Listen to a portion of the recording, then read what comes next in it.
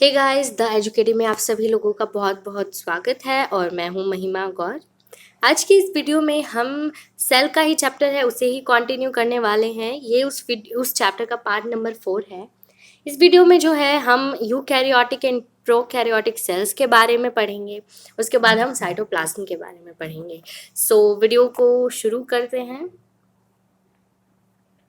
तो ये है हमारा प्यारा सेल। इसी के जो कहानी है इसी के इर्द गिर्द घूम रही है इस चैप्टर में। ऑब्वियसली ये सेल के बारे में ही चैप्टर है। लास्ट वीडियो में जो है हमने न्यूक्लियस के बारे में पढ़ा था। हमने पढ़ा था कि वो जो सेंट्रल रोल प्ले करता है सेलुलर रिप्रोडक्शन में, मतलब कि जब सेल डिवीजन के लिए जो है बहुत ही इंपॉर्टेंट रोल प्ले करता है। उसके अलावा जितनी भी क्रूशियल एक्टिविटीज़ एक सेल परफॉर्म करता है वो न्यूक्लियस की मदद से ही करता है। It is like the brain of the cell. I have discussed this in earlier lectures. आप सभी को इस चीज़ के बारे में मैंने बहुत ही डिटेल एनालाइज करके बताया था। इस वीडियो में जो है हम प्रोकैरियोटिक और यूकैरियोटिक के बारे में सबसे पहले देखते हैं। देखिए, अब हमने ये तो पढ़ लिया था कि न्यूक्लियस क्या क्या रोल प्ले करता है। सेल वॉल हम पढ़ चुके हैं, हमने सेल मेम्ब्रेन के बारे में भी पढ़ लिया। लेकिन अब आगे जो है, देखिए, इन सम ऑर्गेनिजम्स जैसे कि बैक्टीरिया, कुछ ऑर्गेनिजम्स ऐसे होते हैं जैसे बैक्टीरिया हो गया या अदर ऑर्गेनिज्म होंगे जिनका जो न्यूक्लियर रीजन होता है सेल का वो प्रॉपरली डिफाइंड नहीं होता है। यानी कि जो न्यूक्लियर रीजन यानी कि न्यूक्लियर मेम्ब्रेन जो है वो वहाँ पे कुछ जो ऑर्गेनिजम्स हैं उनमें प्रेजेंट ही नहीं होती है। ठीक है, तो ऐसे जो भी ऑर्गेनिजम्स है जिनका अनडिफाइंड न्यूक्लियर रीजन है, ठीक है, जिसमें न्यूक्लिक एसिड तो होता है लेकिन न्यूक्लियर मेम्ब्रेन नहीं होती, उन्हें न्यूक्लियोइड कहते हैं। ओके, तो ऐसे ऑर्गेनिजम्स को जो है हम क्या कहते हैं, प्रोकैरियोटिक सेल्स कहते हैं, जिनमें न्यूक्लियर मेम्ब्रेन प्रेजेंट नहीं होती। तो बेसिकली जिनमें न्यूक्लियर मेम्ब्रेन प्रेजेंट नहीं होती वो उन्हें हम न्यूक्लियस ना कह के न्यूक्लियोइड कहते हैं। ठीक है, और ऐसे ऑर्गेनिजम्स को हम क्या कहते हैं, प्रोकैरियोटिक सेल। ठीक है, प्रो का मतलब होता है प्रिमिटिव और प्राइमरी, और कैरियोटिक का मतलब होता है न्यूक्लियस, यानी ऐसा न्यूक्लियस जो प्राइमरी न्यूक्लियस है, यानी कि जो बिल्कुल ही जो एडवांस लेवल का नहीं है, बिल्कुल बेसिक स्ट्रक्चर है जिसका, ऐसा न्यूक्लियस हो जिस सेल का उसे प्रोकैरियोटिक सेल बोला जाता है। जैसे कि मैंने अपने वीडियो जो फर्स्ट वीडियो था उसमें बताया था कि एक सेल थ्योरी थी।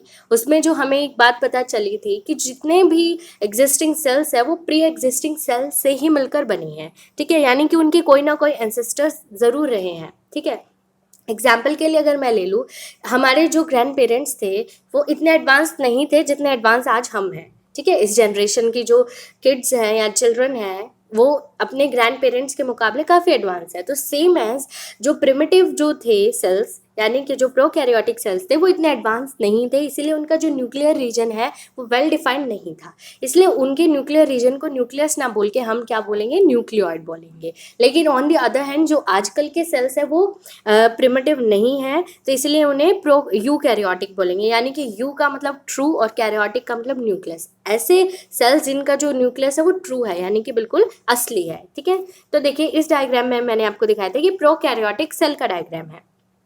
ठीक है, इसमें देखिए सेल वॉल है, सेल मेम्ब्रेन प्रेजेंट है, लेकिन आप बिल्कुल सेंटर में देखेंगे तो थ्रेड लाइक स्ट्रक्चर आपको दिखाई दे रहा है। ठीक है, अब इसकी देखिए ये है न्यूक्लियस, लेकिन इसकी न्यूक्लियस की जो न्यूक्लियर मेम्ब्रेन है वो प्रेजेंट नहीं है, यानी कि जो न्यूक्लियर रीजन है वो वेल डिफाइंड नहीं है। ओके, सो यानी मेम्ब्रेन प्रेजेंट नहीं है, तो इसीलिए वेल डिफाइंड न्यूक्लियस नहीं है, इसीलिए हम इसे क्या बोलेंगे, न्यूक्लियोइड बोलेंगे। ठीक है, डीएनए ये हमने पढ़ा था, साइटोप्लाज्म आगे हम देखेंगे, राइबोसोम्स के बारे में भी।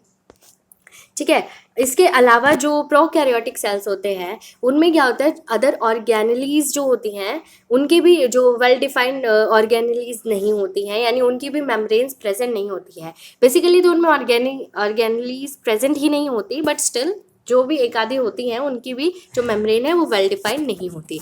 ये देखिए यूकैरियोटिक सेल है, इसमें आप बिल्कुल सेंटर में देखेंगे न्यूक्लियस है। न्यूक्लियस की देखिए बिल्कुल ही डबल मेम्ब्रेन है, well defined nuclear membrane present है। ठीक है, एक को इनर मेम्ब्रेन बोला जाता है, एक को आउटर, हमने लास्ट वीडियो में देखा था। उसके सेंटर में जो है न्यूक्लियोलस है। ठीक है, इसके बारे में भी हमने पढ़ा था।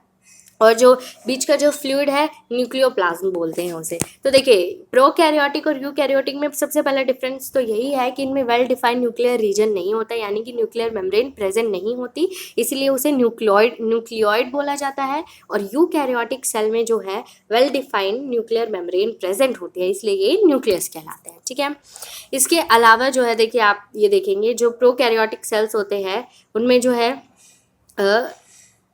उनमें जो है न्यूक्लियर रीजन प्रेजेंट होते हैं। इसके अलावा जो है देखिए अब इसमें आप प्रॉपर्ली देख लीजिए, जो है यूकैरियोटिक सेल्स में सेल ऑर्गेनेलीज होती हैं, लेकिन प्रोकैरियोटिक में ये एब्सेंट होती हैं। ओके, इसमें जो है न्यूक्लियर मेम्ब्रेन प्रेजेंट होती है यूकैरियोटिक में, और जो है प्रोकैरियोटिक में न्यूक्लियर मेम्ब्रेन प्रेजेंट नहीं होती, इसलिए वो न्यूक्लियोइड या डीएनए होता है। ठीक है, ये सब कुछ डिफरेंसेस है। और एक और है कि जो प्रोकैरियोटिक सेल्स है उनका जो साइज होता है वो बहुत ही छोटा होता है, और यूकैरियोटिक का कंपेयर टू प्रोकैरियोटिक थोड़ा बड़ा होता है। इनके जो डिफरेंस है हम आगे अच्छे से पढ़ेंगे। ऑर्गेनिज्म जो है ये एग्जांपल्स है। अब जो है ये प्रोकैरियोटिक जो होते हैं सिंगल सेल होते हैं, लेकिन यूकैरियोटिक सिंगल भी हो सकते हैं और मल्टी सेलुलर भी हो सकते हैं। इनका जो टिपिकल साइज है 1 to 10 माइक्रोमीटर्स होता है, लेकिन इनका 10 to 100 होता है। सेल वॉल जो है प्रोकैरियोटिक में सभी में ही almost all have cell walls, लेकिन यूकैरियोटिक है तो जो कुछ होते हैं, कुछ जैसे एनिमल सेल्स होता है उनमें सेल वॉल प्रेजेंट नहीं होती। ठीक है, लेकिन कुछ फंजाई प्लांट्स होते हैं उनमें सेल वॉल प्रेजेंट होती है। ऑर्गेनेलीज जो हैं वो यूजुअली होती ही नहीं है प्रोकैरियोटिक में, लेकिन कोई एक दो होती भी है तो वो वेल डिफाइंड उनकी भी मेम्ब्रेन प्रेजेंट नहीं होती। और इसमें क्या है यूकैरियोटिक में जो है बहुत सारे टाइप की डिफरेंट स्पेशलाइज्ड फंक्शन करने वाली सेल ऑर्गेनेलीज प्रेजेंट होती हैं। ठीक है, मेटाबॉलिज्म जो होता है एनारोबिक और एरोबिक दोनों होता है, और इसमें एरोबिक होता है। एनारोबिक एरोबिक के बारे में होगा presence of oxygen and presence of absence of oxygen में जो भी मेटाबॉलिज्म होता है। ठीक है, अब हम उसके बारे में पढ़ते हैं साइटोप्लाज्म के बारे में। ठीक है, साइटोप्लाज्म क्या होता है गाइस, देखिए जो भी आपका जो बेसिक सेल का जो स्ट्रक्चर है, देखिए आगे है जो सेल का बेसिक स्ट्रक्चर होता है, जैसे कि है ये। ठीक है, इसमें देखिए जो बाहर की मेम्ब्रेन है वो सेल मेम्ब्रेन बोला जाता है, सेंटर में जो है न्यूक्लियस, लेकिन जो बाकी जो स्ट्रक्चर है जो है वो लिक्विड जो फ्लूइड हम बोलते हैं जो सेल के अंदर है उसे हम साइटोप्लाज्म बोलते हैं। ठीक है, इसके बारे में ज़्यादा कुछ नहीं है, जो भी साइटोप्लाज्म के अंदर ही हमारी सेल ऑर्गेनेलीज होती हैं। ठीक है, अगर हम साइटोप्लाज्म से सेल ऑर्गेनेलीज को माइनस कर दें यानी कि हटा दें, तो जो प्रोडक्ट जो खाली फ्लूइड बचेगा उसे हम क्या कहते हैं, साइटोसोल कहते हैं। ठीक है, साइटोप्लाज्म में काफ़ी enzymes, fatty acid, amino acid, proteins और इस टाइप की चीज़ें, शुगर प्रेजेंट होती है। तो साइटोप्लाज्म के बारे में ज़्यादा कुछ जानने की ज़रूरत आपको है नहीं। It is the fluid content inside the plasma membrane. ठीक है, ये जो फ्लूइड कंटेंट है उसे कहते हैं। It also contains many specialised cell organelles, जैसे वैक्यूल्स हो गया, एंडोप्लाज्मिक रेटिकुलम हो गया, गोल्गी अपैरेटस हो गया, गोल्जी अपैरेटस, इस टाइप की चीज़ें आप आगे पढ़ने वाले हैं। ठीक है, देखिए in prokaryotic beside the absence of defined nuclear region the membrane bound cell organelles और ऑल्सो एब्सेंट। मैंने आपको बताया था कि प्रोकैरियोटिक में जो न्यूक्लियर रीजन होता है वो भी ज़्यादा डिफाइंड नहीं होता। इसके अलावा जो सेल ऑर्गेनेलीज जो भी प्रेजेंट होती हैं, अगर वैसे तो नहीं होती ऑलमोस्ट नन, बट एक आधी जो होती हैं उनमें भी well defined cell membrane bound नहीं होती, यानी उनकी भी मेम्ब्रेन्स प्रेजेंट नहीं होती। लेकिन यूकैरियोटिक सेल में well defined nuclear membrane present होती है न्यूक्लियस में, और जो ऑर्गेनेलीज जो अदर हैं उनकी भी मेम्ब्रेन एनक्लोज होते हैं, यानी उनकी भी बाहर से मेम्ब्रेन प्रेजेंट होती है। तो ज़्यादा कुछ डिफरेंस नहीं था।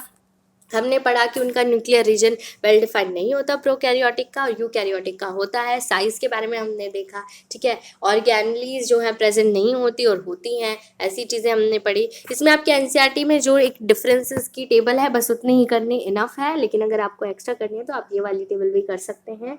उसमें क्या है, ज़्यादा कुछ बहुत ज़्यादा कुछ है नहीं, 4-5 पॉइंट्स ही हैं, वो बहुत ईजी हैं। सो आज के लिए बस इतना ही।